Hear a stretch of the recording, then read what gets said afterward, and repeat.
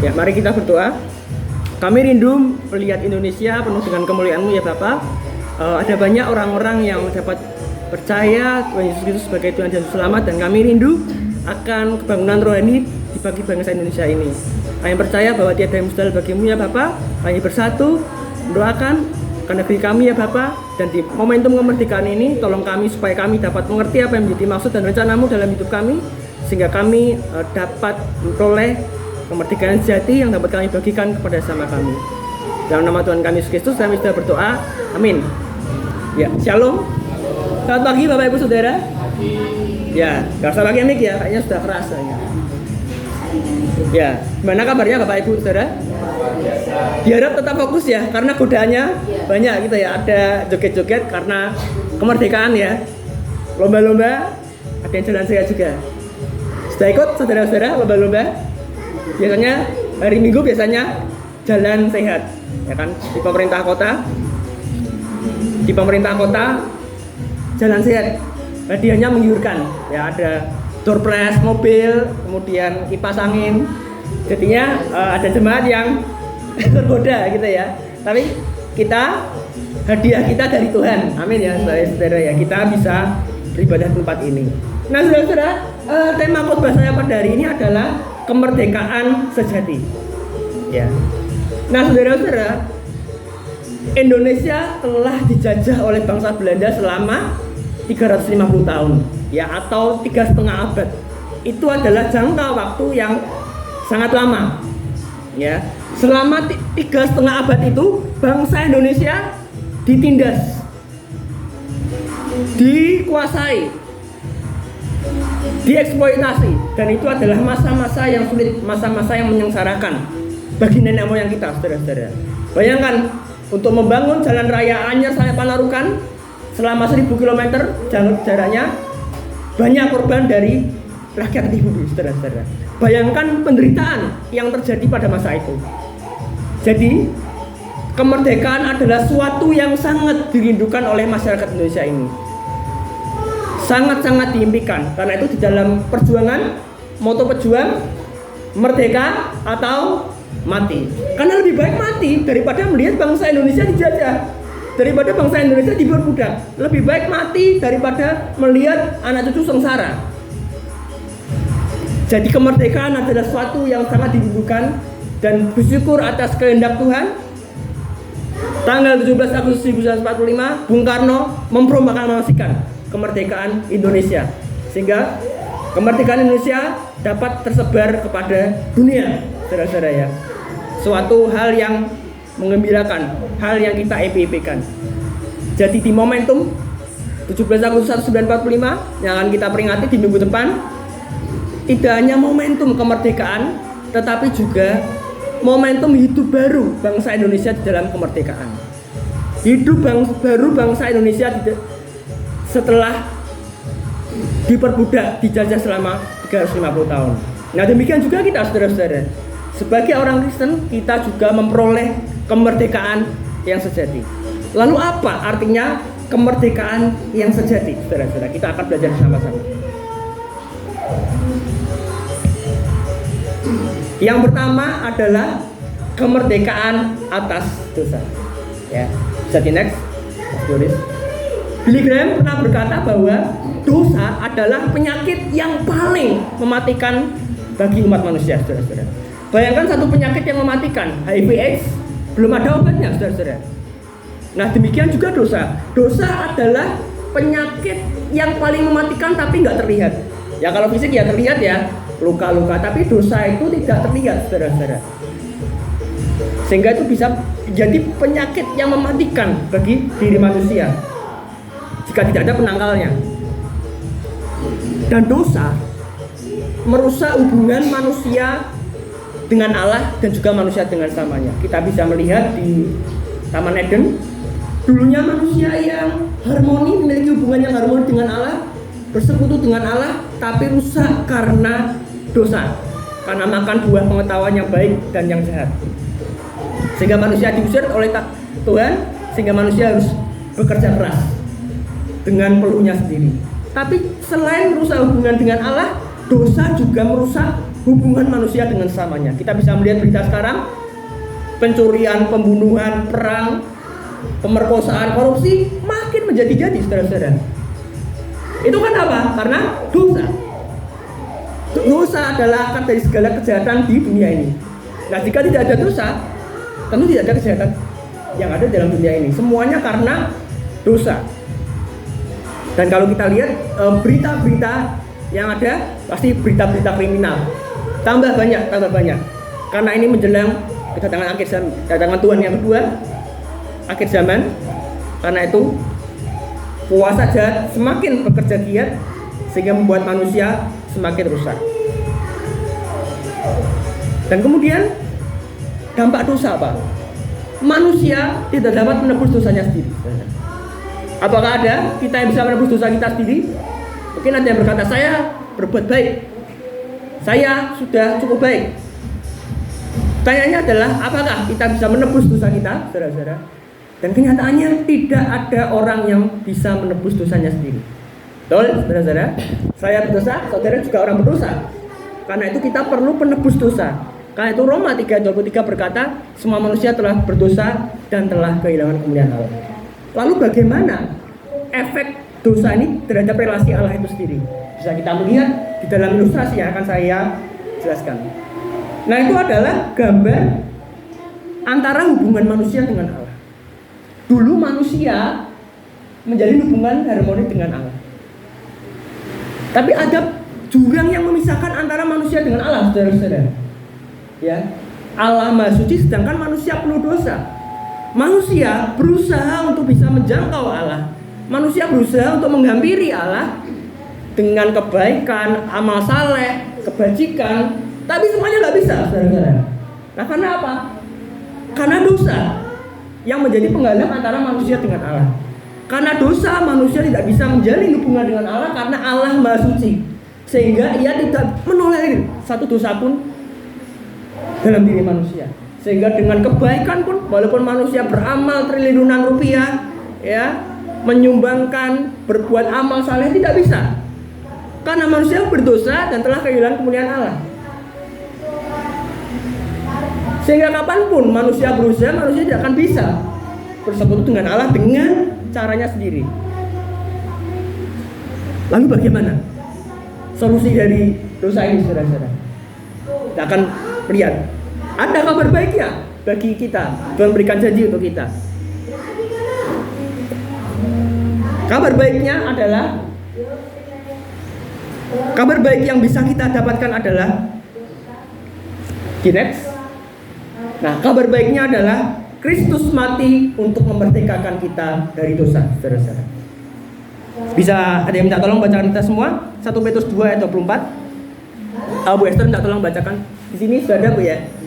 Kalau lihat ya, oke. Ia sendiri telah memikul dosa kita di dalam tubuhnya di kayu salib, supaya kita yang telah mati terhadap dosa hidup untuk kebenaran. Oleh pilu-pilu darahnya kamu telah sembuh. Ben, terima kasih Bu Esther yang telah bacakan untuk kita semua. Ya, jadi Kristus memerdekakan kita dari dosa. Artinya Tuhan Yesus menebus dosa-dosa kita saat mati di kayu salib. Nah, bayangkan saudara-saudara, berapa banyak dosa yang sudah saudara lakukan? Ya, mungkin beribu-ribu, puluhan ribu dosa kita sudah ditanggung oleh Tuhan Yesus di kayu salib, saudara-saudara. Jadi Kristus mati untuk memerdekakan kita dari dosa. Artinya kita, dosa-dosa kita ditebus. Dosa-dosa kita semuanya diampuni saat kita datang kepada Yesus, mengakui bahwa saya orang berdosa, saya perlu pengampunan Kristus. Betapa indahnya saudara-saudara melihat bahwa dosa-dosa kita yang banyak, dosa-dosa kita di masa lalu, ribuan dosa kita sudah diampuni oleh Tuhan. Dan selain itu, selain Tuhan juga mengampuni dosa kita, Tuhan juga memberikan kita kuasa, kemampuan kepada kita untuk bisa melawan godaan dosa, melawan bujukan dosa, sehingga kita bisa menang atas dosa-dosa dalam hidup kita. Betapa indahnya kita bisa mengerti dosa-dosa kita diampuni dan kita memiliki kuasa untuk bisa melawan godaan. Karena itu Yohanes 8 ayat 35-36, Tuhan Yesus berkata bahwa apabila anak itu memerdekakan kamu, apabila Kristus itu memerdekakan kamu, kamu pun benar-benar merdeka. Jadi Hanya Tuhan Yesus yang dapat memerdekakan kita dari dosa. Bukan kebaikan kita, bukan karena kesalahan kita, prestasi kita, tapi hanya Tuhan Yesus yang dapat mampu memerdekakan kita dari kuasa dosa. Jadi Kristus mati untuk memerdekakan kita dari dosa, artinya Kristus mati untuk menebus dosa-dosa kita sehingga dosa-dosa kita diampuni, dan Kristus mati supaya kita mampu melawan godaan dosa. Nah, yang kedua adalah kemerdekaan atas maut. Apa artinya, saudara-saudara? Saya akan menceritakan sebuah refleksi dari seorang di saat-saat akhir hidupnya. Adalah Voltaire. Voltaire itu adalah kritikus, saudara-saudara. Kritikus di akhir pembaringan hidupnya dia berkata, saya ditinggalkan oleh Tuhan dan manusia, saya akan masuk neraka. Oh Tuhan Yesus, oh Tuhan Yesus. Jadi bayangkan betapa mengerikannya, betapa menyedihkannya keadaan orang-orang yang tidak percaya saat pembaringan akhir hidupnya. Mereka mencari-cari Tuhan, mencari-cari keselamatan. Mereka berpegang pada pribadi, tapi mereka tidak mendapatkannya, saudara-saudara. Karena semua kesempatan sudah ditutup, semua pintu sudah ditutup, semua kesempatan sudah tidak ada lagi. Betapa bayangkan keadaan yang mengerikan, keadaan yang menyedihkan saat seorang yang tidak percaya berada di pembaringan yang terakhir. Bisa juga dalam saudara, atau mungkin keluarga saudara, teman-teman saudara juga mengalami keadaan yang seperti dialami Voltaire ini. Orang yang terkenal, kritikus terkenal. Bayangkan betapa hidupnya mati tanpa mengenal Kristus. Suatu hal yang menyedihkan, suatu hal yang ironis.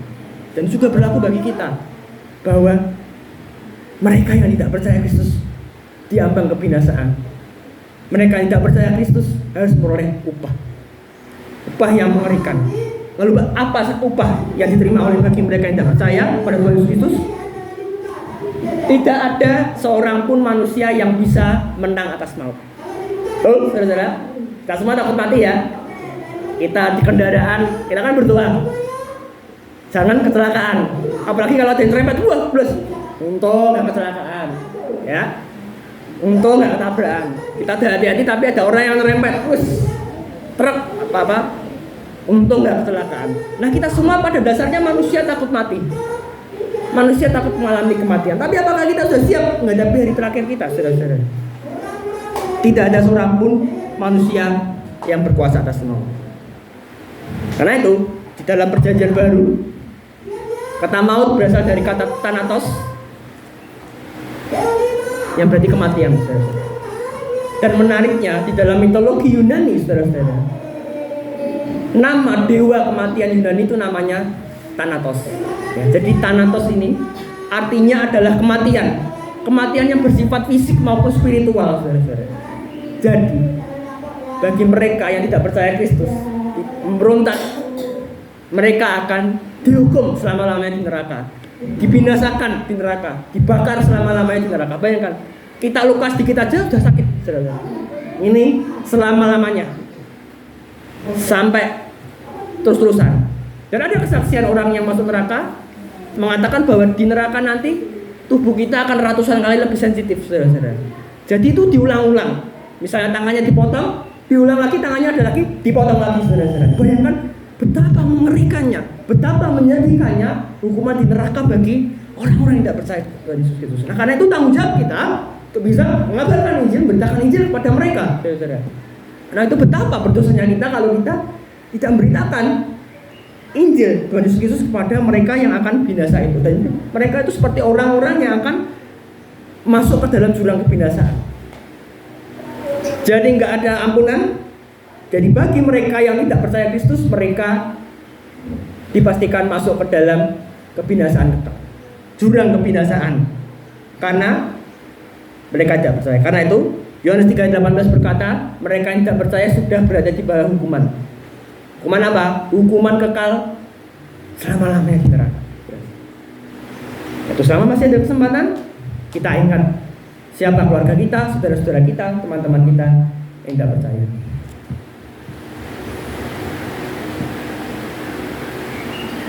Lalu apa solusi dari hal ini, saudara-saudara? Solusinya apa dari hal ini? Kabar baiknya adalah Kristus memerdekakan kita dari kuasa maut. Kabar baiknya adalah Kristus memerdekakan kita dari kuasa maut. Roma 6 ayat 9 berkata, saya akan bacakan kepada saudara-saudara. Karena kita tahu bahwa Kristus sudah bangkit dari antara orang mati, tidak mati lagi, maut tidak berkuasa lagi atas dia. Yesus telah bangkit. Tuhan Yesus Kristus telah bangkit. Artinya ia memproklamasikan kepada dunia bahwa ia menang atas alam maut. Ia mendeklarasikan kepada dunia dan alam maut bahwa Yesus telah mengalahkan maut, menang atas maut, sehingga maut tidak berkuasa lagi. Dan itu juga berlaku atas kita, saudara-saudara. Nah, sebagaimana Kristus telah bangkit dari maut, demikian juga nanti kita akan dibangkitkan di akhir zaman, saudara-saudara. Jadi ada berkat pengharapan bagi kita. Jadi nanti bagi kita yang percaya kepada Tuhan Yesus Kristus akan mengalami kebangkitan di akhir zaman. Sebagaimana Kristus yang bangkit, demikian juga kita akan bangkit di akhir zaman. Amin, saudara-saudara.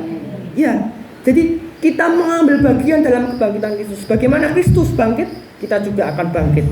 Dan tidak hanya itu juga, saudara-saudara.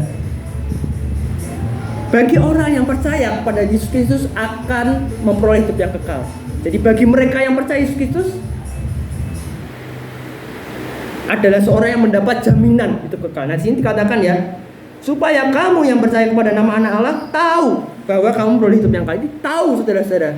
Ini berarti adalah jaminan bahwa kita yang percaya Tuhan Yesus Kristus, kita yang telah menerima keselamatan, yang telah mengalami kelahiran baru, tahu bahwa kita memperoleh hidup yang kekal. Hidup yang kekal artinya hidup selama-lamanya di surga. Surga, nggak tahu di surga, nggak ada utang tangan, nggak ada debt collector yang nagih-nagih, saudara-saudara, ya kan? Betul ya? Nggak ada yang ngoyak-ngoyak, nggak ada penderitaan, nggak ada kecemasan. Di surga kita akan berbahagia selama-lamanya, kedamaian, ketenangan yang tidak terkatakan, dan kita akan memerintah bersama dengan Tuhan Yesus Kristus di kerajaan surga. Bayangkan, saudara, kita hidup bermiliar-miliar tahun, bertriliun-triliun tahun di kerajaan surga bersama dengan Tuhan Yesus Kristus di surga. Bayangkan kehidupannya seperti ini. Sementara kita di dunia utang dikejar-kejar oleh debt collect kayak gitu, disita dan banyak disita, kemudian ada masalah, ada yang stres, masalah kehidupan sehari-hari, kita menangis. Tapi di surga tidak ada ratap tangis dan Tuhan akan menghapus semua air mata kita. Karena di surga sudah ada lagi dosa, saudara-saudara. Tempat Tuhan bernaung, tempat Tuhan berdiam, dan di situ kita akan merasakan kedamaian, sukacita yang abadi sampai selama-lamanya. Jadi bagi mereka, bagi mereka yang percaya pada Tuhan Yesus Kristus adalah kebangkitan. Kita akan bangkit di akhir zaman sebagaimana Kristus bangkit, dan kita juga akan memperoleh hidup yang kekal, hidup selama-lamanya di dalam kerajaan surga. Jadi ada dua arti kemerdekaan yang sejati. Yang pertama adalah kemerdekaan atas dosa. Dosa-dosa kita diampuni karena Kristus mati untuk menebus dosa-dosa kita. Yang kedua adalah kemerdekaan atas maut. Kristus telah menang atas maut, demikian juga kita akan mengalami kebangkitan, akan memperoleh hidup kekal, dan akan bersama-sama dengan Tuhan di surga. Nah, pertanyaannya adalah, apakah kita sudah memberitakan kemerdekaan yang kita alami kepada yang lainnya? Atau kita hanya mengenggamnya saja, percaya, kita hanya memikirkan diri kita sendiri, oh saya sudah merdeka, saya tidak perlu membagikan kepada orang lain. Ada saudara-saudara yang sudah tahu, tapi saudara-saudara tidak memberikan kemerdekaan itu. Ingat, saudara-saudara, selama kesempatan masih ada, berarti Tuhan membuka kesempatan bagi kita untuk menceritakan kemerdekaan-kemerdekaan itu. Sehingga mereka yang berada di dalam tawanan dosa, tawanan maut juga dapat dimerdekakan bersama-sama dengan kita. Dan betapa indahnya kalau di surga nanti kita melihat saudara-saudara kita, teman-teman kita, orang-orang yang kita kasih berada dalam surga. Atau saudara akan melihat orang-orang saudara yang terkasih, teman-teman saudara kasih terpanggang di api neraka sampai selama-lamanya. Karena itu kita harus menggunakan waktu yang ada. Kesempatan kita terbatas, kita harus menggunakannya untuk bisa memberitakan kemerdekaan itu pada dunia. Seperti kemerdekaan Indonesia diwartakan seluruh dunia. Karena itu kabar baik. Demikian juga ini ada kabar baik. Kita diberi kemerdekaan, kita juga harus mewartakannya kepada dunia. Lalu bagaimana penerapan yang bisa kita lakukan, saudara-saudara? Yang pertama, penerapan yang bisa kita lakukan adalah percayalah kepada Yesus Kristus, maka saudara akan boleh hidup yang kekal dan dosa-dosa diampuni. Mungkin saudara sudah beragama Kristen, sudah pelayanan, tetapi masih ada kekosongan di dalam hati saudara. Ada kehampaan. Saudara tidak merasakan tujuan hidup karena Kristus belum memerintah dalam hati saudara. Sekali saya itu putuskan kesempatan ini untuk bisa datang percaya kepada Yesus Kristus sebagai Tuhan dan Juru Selamat. Dan jika saudara ingin memastikan keselamatan saudara, saudara harus bertanyakan, jika hari ini adalah hari terakhir saya, manakah saya? Kalau ditanyakan pada saya, jika hari ini adalah hari terakhir saya tahu saya akan masuk surga. Saya menerima Kristus di usia 17 tahun, saya lahir baru. Jemaat tahu, Tinta Bulus tahu perubahan hidup saya. Karena itu keselamatan saya terjamin. Dan jika saya hari ini meninggal dunia, saya akan masuk surga. Saya tahu saya mendapat tempat surga. Apakah saudara sudah memiliki keyakinan seperti itu? Jika tidak, pastikan keselamatan saudara, pastikan tempat saudara di surga. Percayalah kepada Yesus Kristus selagi masih ada kesempatan. Yang kedua adalah beritakan kemerdekaan kita. Beritakan kemerdekaan yang kita miliki kepada sama kita. Kita sudah dimerdekakan, dibebaskan dari kuasa dosa, dibebaskan dari kuasa maut. Kita boleh hidup yang kekal. Dosa-dosa kita diampuni. Kita pun juga harus memberitakan kemerdekaan itu kepada sesama kita yang berada dalam tawanan, penjara dosa, penjara maut, dengan membagikan Injil. Kan? Dari training ya, dari training PI, waktunya penerapan, gitu ya. Daripada posting di WA status sambat, gitu kan? Bagikan kebenaran firman Tuhan di status WA-nya. Bagikan renungan. Saya punya juga status, saya share ayat supaya dunia tahu siapa Tuhan Yesus Kristus. Walaupun kita punya kelemahan juga, kekurangan juga. Tapi yang penting Tuhan menghargai usaha kita. Daripada kita nggak sama sekali, kita harus membagikan Kristus di dalam segala cara yang bisa kita lakukan selagi masih ada kesempatan dalam hidup kita. Mungkin bisa mendoakan orang-orang sekitar saudara yang belum percaya Tuhan Yesus Kristus, supaya mereka bisa memperoleh kemerdekaan yang bisa kita lakukan, yang bisa kita miliki. Jadi penerapan yang bisa kita lakukan, yang pertama adalah percaya pada Yesus Kristus, maka dosa-dosa saudara akan diampuni dan saudara akan mulai hidup yang kekal. Saudara akan dibebaskan dari penjara dosa dan penjara maut.